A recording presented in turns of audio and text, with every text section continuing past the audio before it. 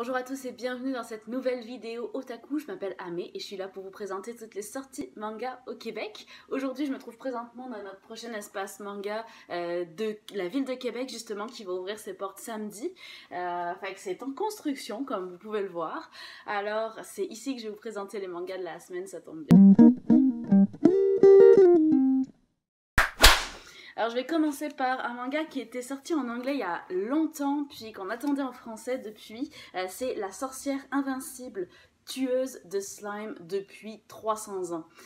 Alors c'est un isekai dans lequel une jeune fille qui est extrêmement sérieuse, hein, qui a vécu que pour son travail, toujours. Elle a fini par mourir d'épuisement, finalement. Et quand elle se réveille au moment de sa mort, elle est réincarnée dans un autre monde, un monde où la magie est de mise. Et c'est un monde, voilà, comme ça, très agréable, avec des plaines, tout ça. Puis elle, tout ce qu'elle veut, c'est... Tout ce qu'elle a souhaité au moment de mourir, c'est de vivre une vie tranquille, agréable, où elle n'aurait pas à se soucier du lendemain, elle n'aurait surtout pas à aller au travail puis à mourir d'épuisement comme dans sa première vie. Et elle va être réincarnée en cette jolie sorcière de 17 ans, qui en fait est quasiment immortelle, fait qu'elle peut vivre des centaines d'années sans problème. Puis dans ce monde, il y a des slimes qui se baladent. Alors comme les slimes sont des créatures très faciles à battre, souvent elle va sortir, puis elle va se faire un petit entraînement, un petit peu comme si vous alliez au gym, mais elle c'est en tuant des slimes. Puis au bout de 300 ans, quand tout le monde la connaît, quand elle a vécu toutes ces années facilement, paisiblement, à cultiver son jardin et à tuer quelques slimes pour se faire la main, eh bien, elle va se rendre compte qu'en fait, tous ces slimes tués ont complètement fait exploser ses données, ses stats de points d'expérience et qu'elle est devenue ultra puissante. Le truc, c'est qu'elle comprend très vite que si ça se sait qu'elle est puissante, ça va attirer, d'une part, les gens vont vouloir être protégés, alors qu'elle n'a pas envie de protéger personne, puis ça va aussi attirer des gens qui vont vouloir se mesurer à elle, ça va attirer des monstres qui vont vouloir se battre contre elle, et surtout redevenir les plus puissants. Fait que là, elle veut absolument pas que ça se sache, mais c'est peine perdue. fait que finalement, tout le monde commence à affluer des quatre coins du pays pour essayer de se battre contre la sorcière invincible, tueuse de slime depuis plus de 300 ans. Fait que c'est un isekai vraiment plus humoristique que ce qu'on trouve habituellement. Ça ressemble un peu justement à moi quand je me réincarne en slime, vraiment dans le côté humoristique. C'est très léger, ça se prend pas la tête, c'est ça que j'aime bien, c'est que ça s'assume complètement dans sa bizarritude et c'est très très agréable à lire, très sympa. Donc c'est la tueuse... non, c'est pas ça. La sorcière invincible, je vais y arriver. La sorcière invincible, tueuse de slime depuis 300 ans. C'était un titre compliqué à dire. Et je continue avec un autre titre très attendu d'un auteur bien connu que j'aime tout particulièrement, Boichi. C'est le spin-off de Dr. Stone qui est un reboot en fait et qui suit Byakuya. Donc ça s'appelle Reboot Byakuya. Et donc ce spin-off de Dr. Stone est en fait une sorte de préquel, mais où on va suivre un personnage différent. Ce personnage, c'est Byakuya, le personnage qui est sur la couverture, et il se trouve que c'est le père de Senku. Il y a quelques petites... Il y a une toute petite partie du premier chapitre qui va se passer 5 ans avant la pétrification, où on va suivre Senku et Byakuya. Quand Byakuya essaye de transmettre sa passion des étoiles et de l'astronomie à Senku, puis qui lui montre un prototype de robot qu'il aurait construit, puis qui serait surpuissant, mais qui n'est pas encore finalisé. Et puis on saute tout de suite un jour avant la pétrification, où on va suivre Byakuya et son équipe d'astronautes qui sont en orbite autour de la Terre au moment où la pétrification va avoir lieu et où Senku et tout le reste de l'humanité va périr ou en tout cas être pétrifié. Et donc tout de suite ces astronautes vont dire ok, on est probablement les 6 seuls survivants de l'humanité, mais qu'il faut absolument qu'on rentre sur Terre pour sauver l'humanité. Et c'est donc tout ce que ce one-shot préquel va raconter. C'est donc le voyage d'un père pour sauver son fils. Alors évidemment, on sait comment ça se termine, puisque ça se termine avec le début de Dr. Stone, mais il y a plein de choses, plein d'événements qui se passent là-dedans, plein d'espoir, plein de déconvenus. C'est super sympa. Alors il y a beaucoup d'explications techniques aussi. On retrouve le dessin complètement virtuose de Boichi que j'adore. Il y a un moment donné, je voudrais vous montrer ce dessin. On voit la combinaison d'un astronaute voilà, la combinaison d'astronaute de Byakuya ici qui est magnifique avec tous les petits détails dans les traits. Boichi est vraiment un virtuose du dessin. Puis même au niveau des scènes d'extérieur comme ça, de vaisseaux spatiaux finalement. Il y a vraiment beaucoup de détails, c'est très très beau. Ce qui est cool aussi, c'est qu'à la fin, il y a un petit mot, au lieu d'être une postface de l'auteur, c'est une postface de sa consultante en astronomie. Fait que c'est une docteure en physique, et ça, elle est comme, voilà, c'est une consultante scientifique coréenne, et elle nous explique un petit peu sa rencontre avec Boichi, puis comment elle en est arrivée à travailler sur Dr. Stone pour le Shonen Jump, que c'était un honneur pour elle, etc. Fait que super intéressant. Bref, un petit spin-off très très cool si vous aimez la série Dr. Stone. Donc c'est Reboot Byakuya. Et alors j'ai plein d'auteurs connus cette semaine, c'est quand même assez incroyable. L'autre manga que je vais vous présenter, c'est End de Mari Okazaki, qu'on n'avait pas vu depuis très longtemps. Très très beau cover comme vous pouvez le voir. Donc c'est End le titre, vraiment le petit « et » comme ça, qui a été sous-titré End parce que sinon ce serait comme introuvable dans n'importe quelle base de données de Google. Donc super beau design de couverture. Puis donc Mari Okazaki est une auteure de josei qui œuvrait beaucoup au début des années 2000, puis qu'on a vu beaucoup moins ces dernières années, et elle donc revient avec End. Ce que j'aime beaucoup chez Mari Okazaki, c'est non seulement son style de dessin qui est très spécifique. Voilà un petit peu à quoi ça ressemble. Vous allez voir que quand vous voyez des dessins de Mari Okazaki, vous les reconnaissez vraiment tout de suite. Elle a une gestion aussi des trames qui est très originale et que j'aime beaucoup. Et puis c'est vraiment la force de ces personnages, des personnages qu'elle crée, qui est très intéressant chez Mari Okazaki. Puis dans End, on sent vraiment l'auteur d'expérience, donc vraiment un très très beau manga. Alors dans End, on suit une jeune fille qui, au tout début, elle recherche un local. Elle recherche à louer un local, mais on ne sait pas trop pourquoi. On comprend que c'est pas son appartement. On comprend pas bien ce qu'elle essaye de faire. Puis tout le mystère va être gardé pendant assez longtemps sur quel est le but de cette jeune fille avec ce local qu'elle recherche. Et puis ça marche pas. Personne veut louer un local. Bref, elle galère un peu. Et elle va rencontrer par hasard un ancien d'université avec qui elle était, avec qui elle s'entendait bien, et ils vont faire un petit bout de chemin ensemble, puis il va l'emmener. En fait, je viens de vous le montrer. Il va l'emmener dans... en fait, lui, il est entrepreneur. Il a loué justement une petite maison. Il va l'emmener ici. C'est cette petite maison qui est coincée entre plein de buildings. Il va donc l'emmener pour lui montrer un petit peu son entreprise, ses collègues de travail, lui présenter, etc. Et puis, il se trouve que eux, c'est tous des informaticiens, c'est des développeurs web. Ils travaillent tous à l'étage et que le rez-de-chaussée de la maison est disponible. Alors, il va un petit peu... négocier avec ses collègues de travail pour louer le rez-de-chaussée à son ancienne amie. Et c'est donc là qu'elle va pouvoir réaliser son projet et qu'on va découvrir quel est le projet de cette fille-là. Donc je vous en dirai pas plus là-dessus parce que comme je dis, le mystère est vraiment bien gardé, puis ça nous tient vraiment comme en haleine tout au long de la lecture.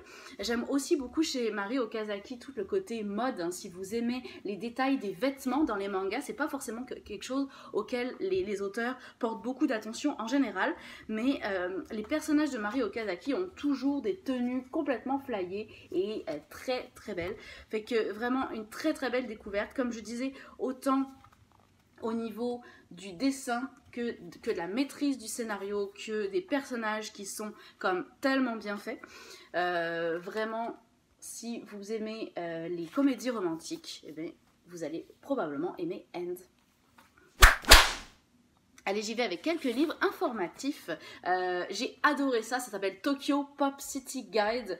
C'est un guide de voyage pas comme les autres. Alors c'est fait par les mêmes auteurs que ceux qui font la revue Otomo. Je ne sais pas si vous connaissez cette revue de manga, mais très très rétro. Mais avec Tokyo Pop City Guide, en fait, on retrouve le style très rétro de Otomo. Puis en fait, c'est vraiment un guide qui n'est absolument pas exhaustif et qui est très très ciblé sur des trucs geeks ou juste complètement cool qu'on peut faire à Tokyo avec un design juste complètement malade.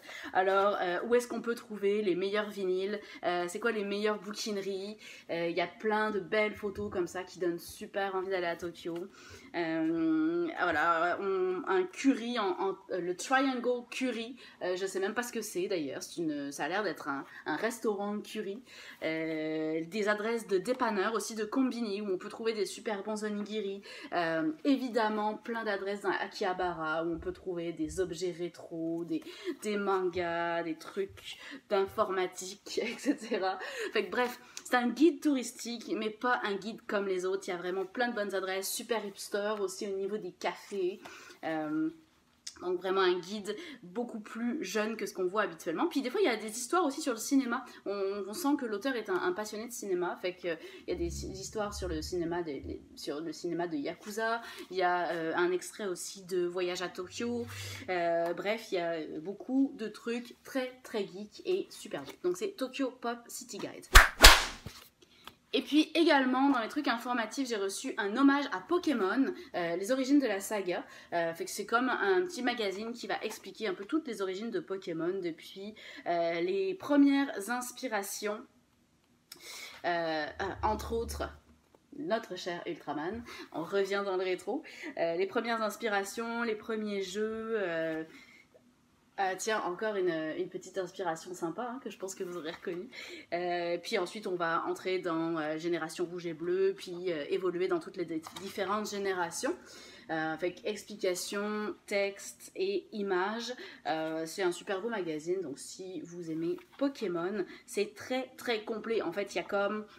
pour vous donner une idée, il y a 130 pages d'explications sur Pokémon, et on arrive aux trucs les plus récents aussi.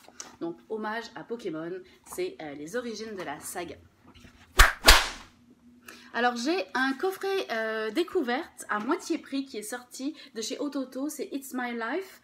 Donc c'est un manga de fantasy comique, on va dire. En fait c'est une parodie de comédie et comme je le présente souvent, c'est un pack où vous avez le tome 1 acheté et le tome 2 est gratuit à l'intérieur.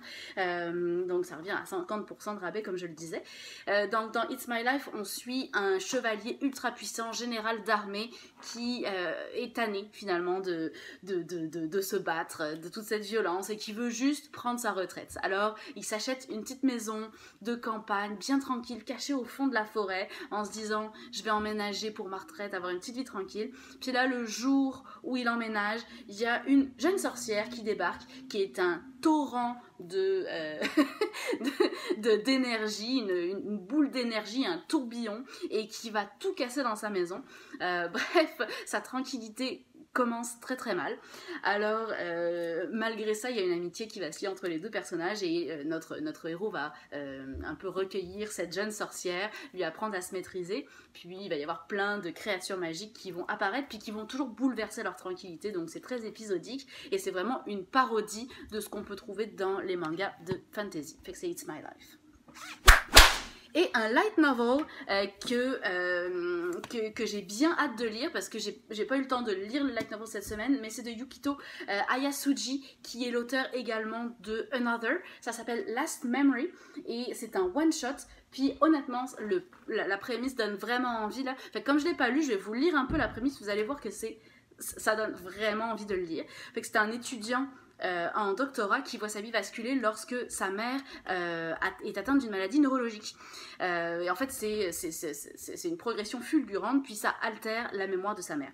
Puis le problème, c'est que lui pense que c'est potentiellement héréditaire et donc il va enquêter sur cette maladie et sur sa mère. Ça va donc l'amener à revenir dans le passé de sa mère pour l'explorer et il va découvrir un passé très tortueux, comme très sombre, et puis à ce moment-là, il va commencer à être assailli par des hallucinations. Donc il va y avoir des éclairs, le bruit d'une sauterelle qui bondit, les hurlements d'innombrables enfants, probablement des souvenirs qui auraient un lien avec le passé tortueux de sa mère.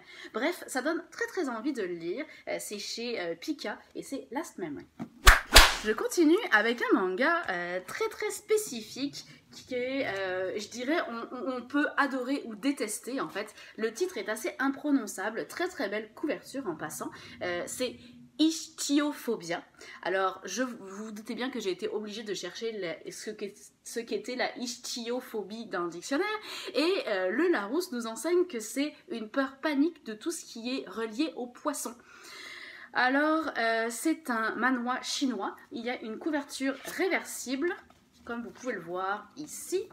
Hop, donc en fait, la première couverture est plus dans les tons de rouge et l'autre est assez similaire, mais plus dans les tons de bleu.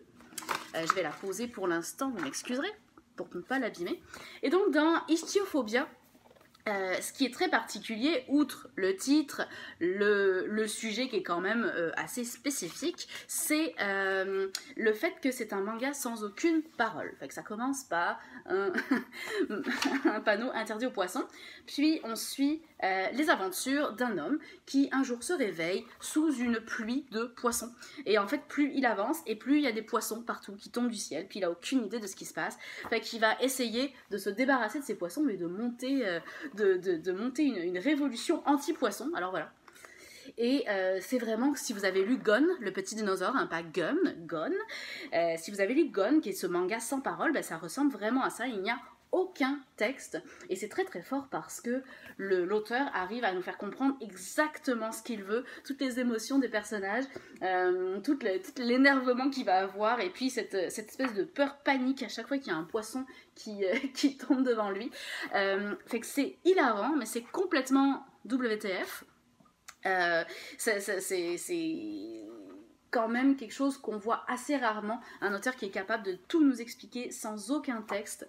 Il va se passer plein de trucs dans ce petit one-shot, puis vraiment, je me suis vraiment éclatée à la lecture. Par contre, c'est sûr que c'est un style, autant vous le voyez, un style graphique très particulier, autant le fait d'écrire sans parole, enfin de dessiner un manga sans parole, est vraiment très particulier, donc ça ne plaira pas forcément à tout le monde. Puis les éditeurs ont quand même beaucoup d'humour parce que ça commence avec une petite carte qui pourrait être utilisée comme un marque-page qui dit « Félicitations, vous avez survécu à l'année 2020, bonne chance car une invasion de poissons débarque en 2021. PS, on vous aime ou pas ?» Bon, on espère qu'ils nous aiment un peu quand même, vu qu'on aime ça acheter leurs livres.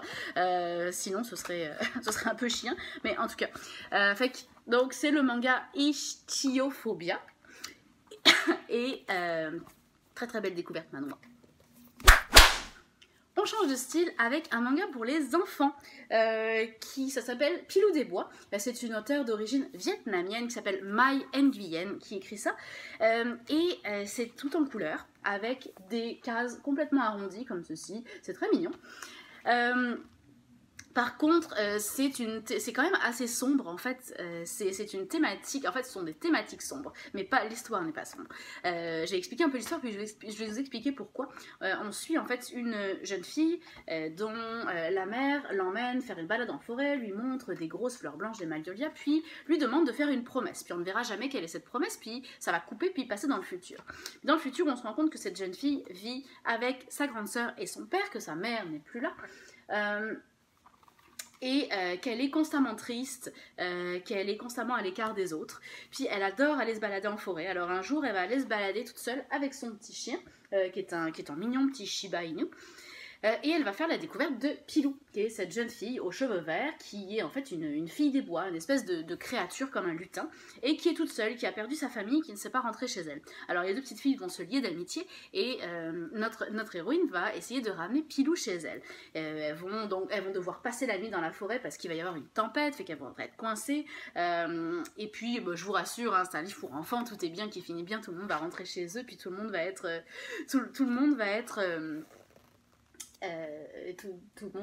heureux à la fin finalement.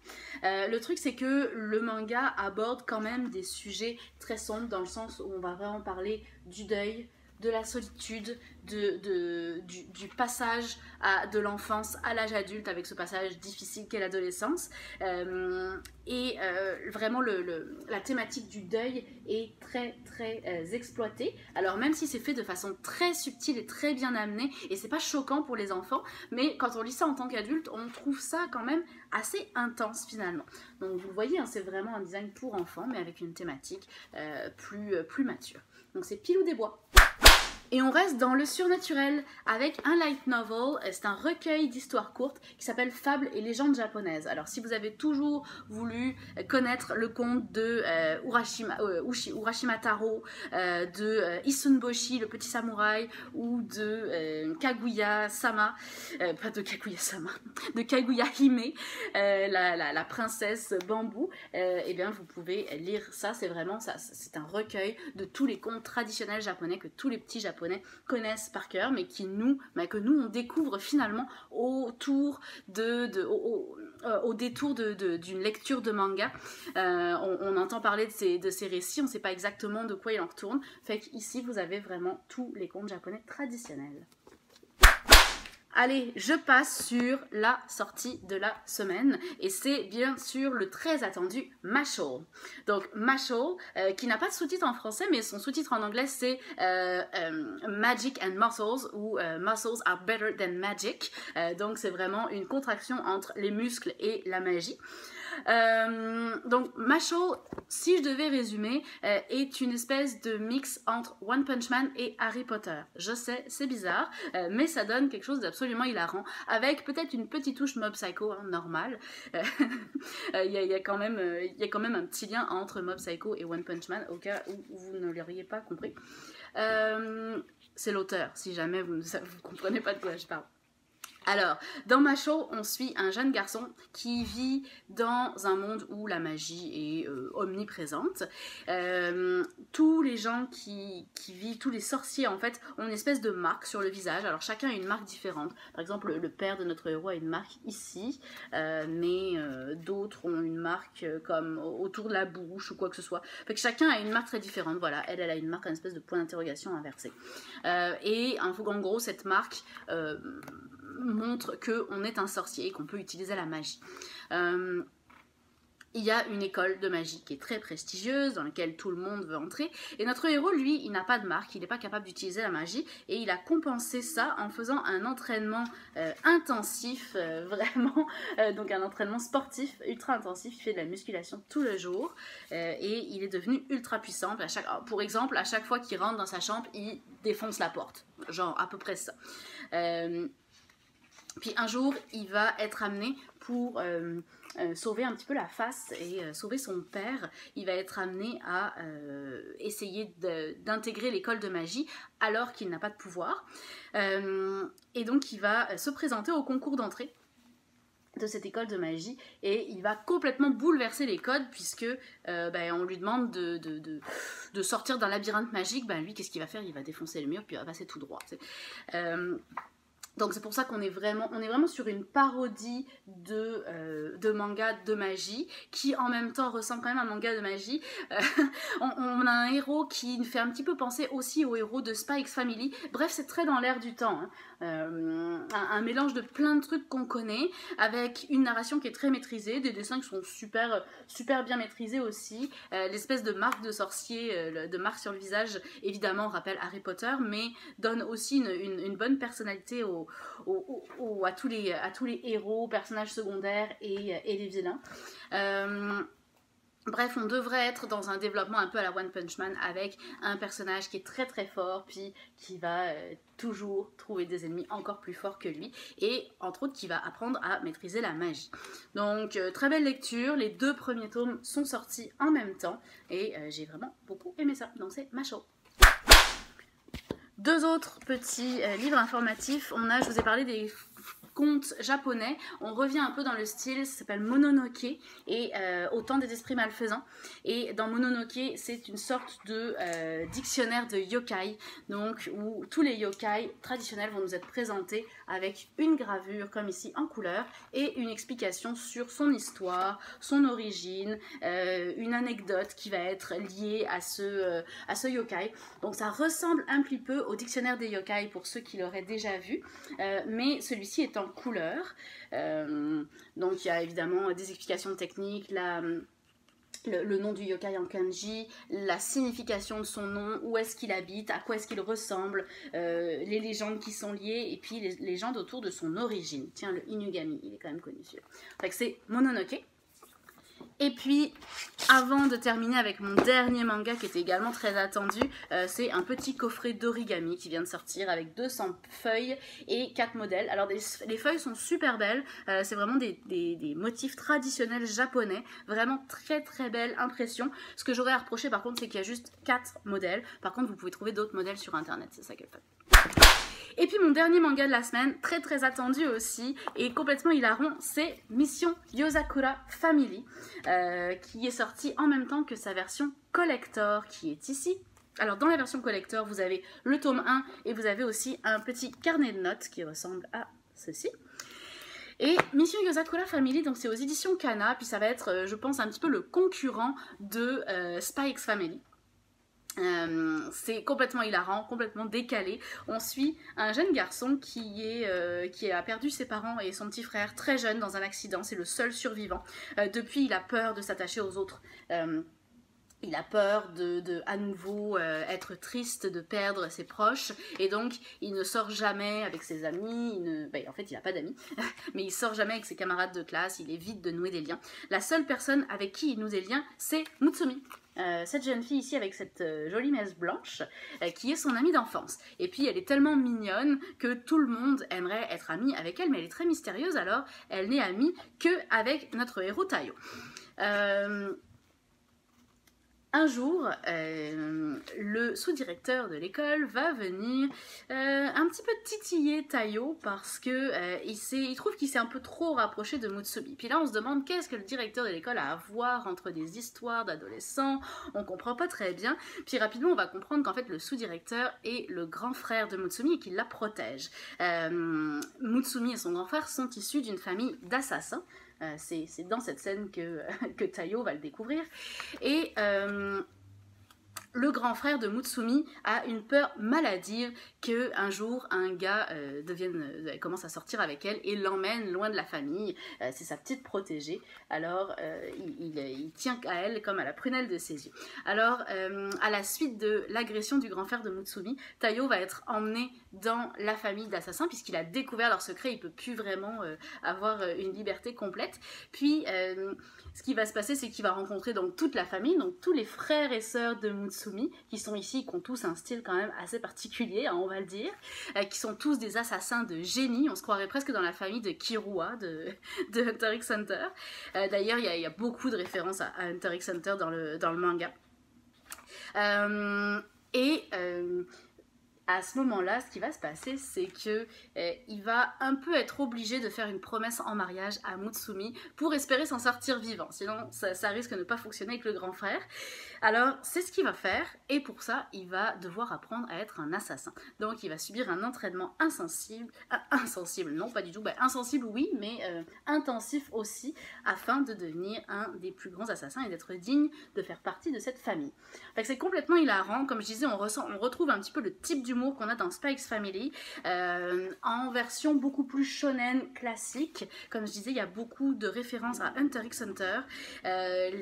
L'entraînement, la phase d'entraînement est juste complètement malade. C'est sûr que c'est une partie qu'on aime toujours, hein, les phases d'entraînement dans les mangas, mais là dans Mission Yozakura Family, elle est vraiment, vraiment comme super bien réussie. Avec un shonen très, très attachant, avec une pléthore de personnages, tous plus intéressants les uns que les autres, et une histoire qui va sans doute pouvoir aller loin. Donc c'est Mission Yozakura Family, avec la version collector également. Et c'est donc ce qui conclut ma vidéo cette semaine. Donc si je devais faire un petit tour de mes tops et de mes flops, alors j'ai beaucoup de tops cette semaine, je vous avoue que les lectures étaient très belles, donc j'ai Mission Yozakura Family, vous avez compris, excellent, autant au niveau de l'humour que des personnages, que des références shonen qui sont hilarantes. J'ai Masho, évidemment gros coup de cœur aussi, hein, que je veux dire, un croisement entre One Punch Man et Harry Potter, comment pouvais-tu t'attendre à ce que ce ne soit pas un coup de cœur, c'est évident. J'ai dans mes coups de cœur Ichiophobia, ok lequel j'ai pas remis son cover, fait qu'il est en noir et blanc, mais rappelez-vous, il y a une belle jaquette dessus. Et en fait j'ai vraiment beaucoup de top. Le Tokyo Pop City Guide, honnêtement, va devenir un incontournable de ma bibliothèque pour mon prochain voyage à Tokyo, c'est assez évident. Et j'ai également capoté sur End, vraiment une très belle découverte que ce beau Josei de Marie Okazaki. Merci beaucoup à tous pour votre attention. On se retrouve la semaine prochaine pour plus de nouveautés manga. Puis en attendant, je vous laisse commenter cette vidéo, me dire ce que vous avez aimé, moins aimé, et n'oubliez pas de vous abonner à notre chaîne YouTube. Merci à tous et bye bye.